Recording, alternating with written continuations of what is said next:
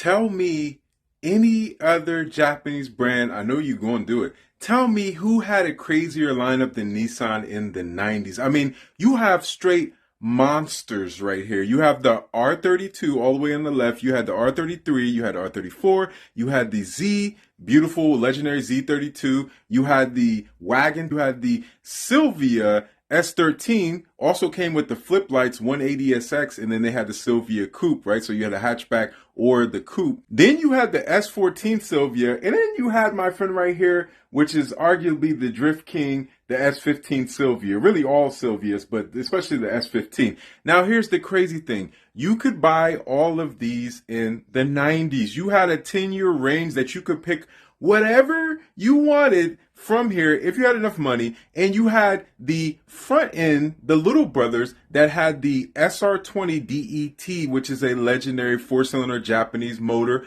good to close to 400 horsepower on stock block and motor. You had the Drift Legends. You had a front engine rear wheel drive platform. You could get it 5-speed, and then if you go to the S15, you could get it 6-speed too. You had different versions of the SR20, from the SR20 red tops to the SR20 black top, and a rear wheel drive balanced platform. Then in the rear, if you didn't want to drift so much, even though you could if you got the rear wheel drive Skylines, you had the RB26s, and the RB26s obviously over the years got more refined and changed more, and then you had the VG30 DET in the Zs in America, and then you also had the RBs in the wagon as well. Now here's the crazy thing about it.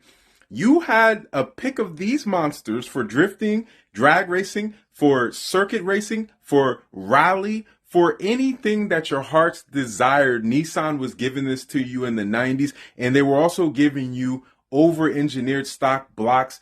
Now, somewhat expensive. Even the SR20 is getting expensive now. I ain't going to front. But you had the SR20s that were between 350 and 400 on stock block. Then you had the RBs in the back that could go to 600 plus on stock block.